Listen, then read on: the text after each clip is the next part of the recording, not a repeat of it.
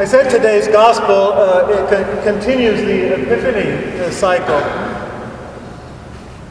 As I've explained in previous homilies, the Epiphany, the manifestation, the appearance of the glory of God in our world, is first of all Christmas, Bethlehem, and the Magi, revelation to the nation. Then the baptism, revelation at the beginning of his public life, and perhaps even to himself in his own mission. And now today, traditionally, going back hundreds of years, Cana is the third aspect of Epiphany because it's the manifestation of his glory, his first miracle, as we just heard. This was the beginning of his signs, and he revealed, made an epiphany of his glory. So what's the tone of this? Another aspect of manifestation of God. I would say it is joy. I mean, are you getting the picture here of what Jesus did? We're very far from the curmudgeons and the scolds who would, question the morality of Jesus' actions here. I mean, come on. This weddings go on in that culture, for a week at a time, and they run out of wine. Well, everybody's been drinking so freely. They've had more than enough to drink. So what does Jesus say? No, you've had enough to drink. Apparently not. I mean, are we getting this? Not only does he make more wine, but 150 gallons more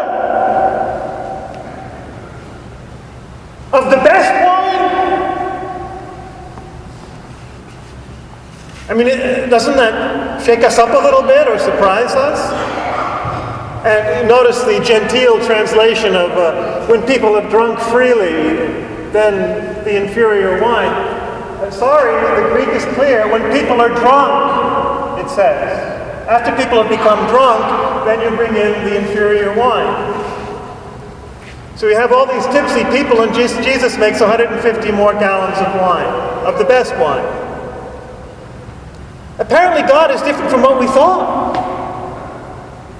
Huh? How did this happen? Well, if we look at some of the currents in our tradition, we can perhaps see that pleasure has gotten a bad name. Why? Well, lots of reasons. Augustine is one of them. Perhaps because of theological or philosophical aspects of his thought, historical context. Probably even his own psychological issues. Pleasure was held in very great suspicion. Mainly because it took us away from being rational. Like getting tipsy. You're less rationally functioning.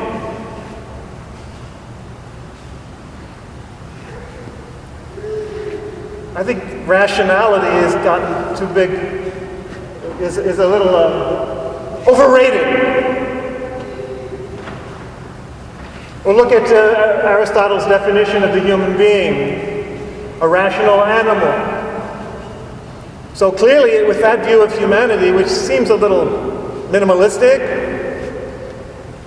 the rational part is what sets us apart as a species. That's what makes us human, the rational part. Well, no, the whole thing is what makes us human. Pleasure has a bad rap. But the fact is, pleasure in itself, or pain in itself for that matter, are not selfish. They're gates to transcendence. They take you out of yourself by their very nature. I participated in a brain study at Yale University a few months ago. That was one of the things we seemed to perceive. The pleasure or pain are not necessarily, or not intrinsically egocentric. On the contrary, they, as I say, are gates to transcendence. What happens is the ego comes in, and out of fear or need or greed, tries to find a quick fix, make it mean more than it's supposed to. Also as a way to escape from other sufferings or issues that they need to face, that people need to face. This is what causes addiction, which then becomes a physical need, of course, as well. So I'm not trying to downplay that and that danger. All of us, I'm sure, in our own lives of families and friends, have been touched by addictions of all kinds, and it is very serious.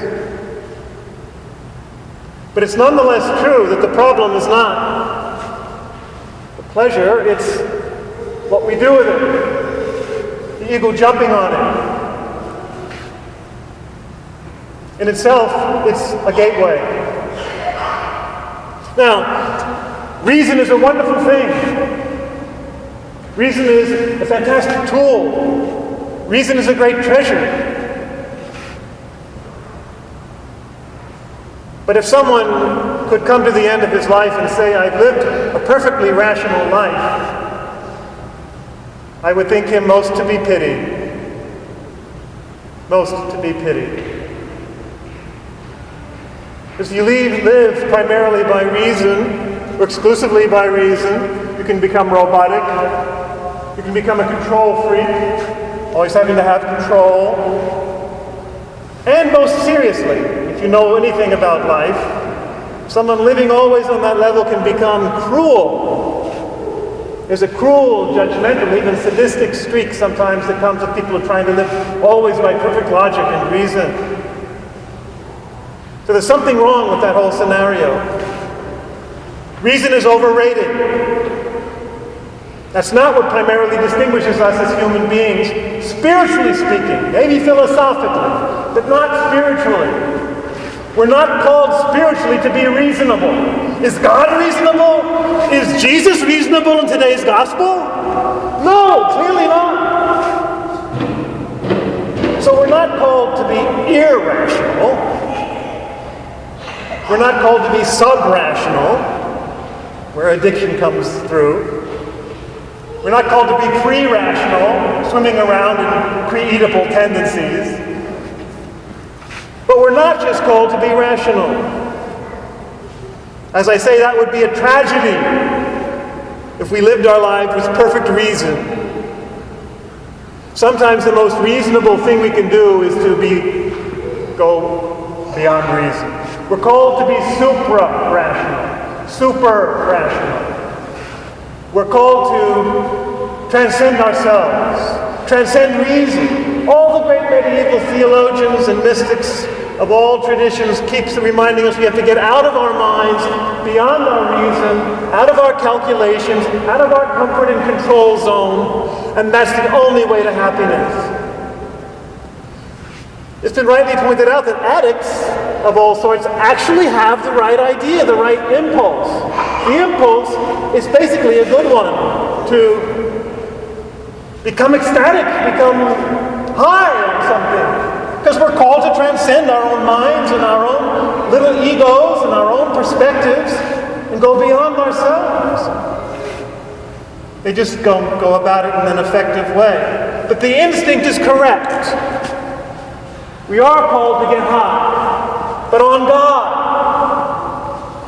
Let me put it in more traditional Christian terms. St. Thomas Aquinas has an excellent definition of love, which he gets from the Greeks. He says, amor ecstasim facit. Love makes us ecstatic. Love makes ecstasy. So that's what we're called to. If we're called to love, and if God is love, then by definition we're called to ecstasy. God is ecstasy. I don't mean the drug. I mean the phenomenon. God is perpetually going out of himself. That's what the word, by the way, in Greek means. Ekstasis means standing outside. You're standing outside yourself. You are thrown outside yourself. Your usual ego, your usual rationality, your usual mind, your usual emotions, your usual narrow ego self, and you're tossed out of it. You're jumping out of it. You're standing out of it. That's what we're called to. That's our destiny. That's what our humanity is leading us to. A boundless self-transcendence and standing outside ourselves. Love, in other words. That's what love does. Takes us out of ourselves. Makes us go out of our minds. Right? On every level. And that's what we're called to. That's what Jesus said. Love one another. God is love, as St. John said. And if love is ecstasy, that's what we are too. And that's what God is. And notice how often in the mystical traditions, and our own mystical tradition, in our scriptures, this union with God is spoken of in terms of a wedding banquet. That's the whole point of the first reading, being joined to the gospel today, for example, where it says, just as a bridegroom marries a bride, so will your builder, will your creator, will your Lord marry you. His delight will be in you, it says. He will be ecstatic over you, in other words. It's expressed in terms of a wedding feast. And Scripture scholars remind us that that's Jesus' real point, or most profound point about this whole incident, reminding us that we're all called to a perpetual wedding feast. A feast of love. And you know how love makes us ecstatic. How love is intoxicating. And it should be, and it is. And that's what we're called to. Is love always intoxicating? Always joyful? No, it's work and sometimes difficult. Faithful love. But the more you are faithful to it, and the more your senses and your whole body and mind become clear, and the more you evolve and the more you're transformed by love itself, the more constantly and continuously and consistently love is joyful and ecstatic. And that is what we're called to. Our deepest desire and instinct is not wrong. That is what we're called to. In the Song of Songs, which is the ecstatic love between two persons, the Scriptures, it says, lovers, get drunk on love.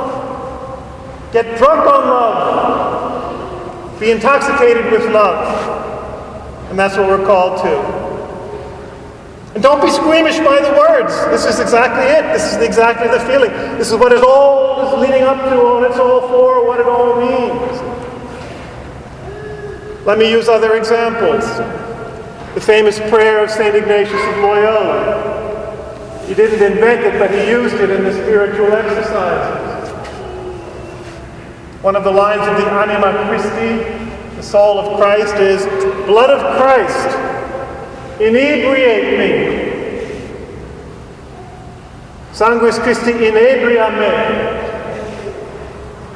I want to be inebriated with the blood of Christ, with the love of Christ, with the love of the bridegroom Christ, which is what we drink and do every time here in the Mass. It's a wedding feast. We're supposed to get intoxicated. The fact that wine is used to be transformed into his blood is a reminder of the basic truths that we're called to be intoxicated with God's love. Not to be ashamed of it, to strive for it, to wish it, to live it. In the monastery, every day, we sang a hymn of St. Ambrose, a famous hymn for the beginning of every day. And one of the verses is, let Christ be my food, let faith be my drink, and let me imbibe with joy the sober drunkenness of the Spirit. Wow, what a phrase. We sang it every morning. Let me imbibe with joy the sober drunkenness of the Spirit. Because the Spirit is drunk. The Spirit is intoxication. Just like spirits. But the Spirit is intoxication. And it's a wonderful phrase. It's sober drunkenness because it makes us more alive, more alert, more conscious, more expansive, more self-transcendent. It's super-rational. But it's not just rational. St. Bonaventure always loved to say in his theology, his mystical theology, this is contrary to all reason. The Trinity, the Christ, everything, how wonderful. Takes us out of ourselves and out of our minds. Makes us intoxicated with love. And St. Paul says too, don't get drunk on wine, he says, but be filled with the Spirit. Get drunk with something else, in other words. So the instinct is a good one. And that's the whole language of the Scriptures. The whole language of our experience. To get drunk on love. To find the joyous intoxication of being alive with God's love. Sharing that with one another. Because God is ecstasy. I mean, imagine the Trinity, the Spirit, the sober drunkenness of the Spirit, and the Trinity itself. God is continually ecstatic. The Father is ecstatic into the Son, and the Son and the Father ecstatic in the Spirit, and the Spirit is ecstatic back to the Father, and they're ecstatic back out into the world, and ecstatic back, taking us up back into their own life. It's one big ecstatic dance. One big intoxication, one big ecstasy. How can we not be called to this? How can we not rejoice in this? How can we not see all of our lives leading up to this and into this? God is a banquet. God is a wedding feast. The angels are banquets. We are banquets. Because that's where the banquet is taking place. We're subsistent banquets. Christ is the food, Christ is the bridegroom, Christ is the waiter, and so are we. We're the food for one another. We're the wedding feast, where it's taking place, and we're the waiters. We extend that love ecstatically to one another. That's what a human being is. Rational animal police. We're ecstatic beings of spirit. We're intoxicated beings in the image of God. We're self-transcendent in the Spirit. We're banquets. We're places of intoxication and ecstasy. That's who we are. That's the lesson of today's gospel. That's the lesson of our faith. And God willing, that's the lesson of our lives.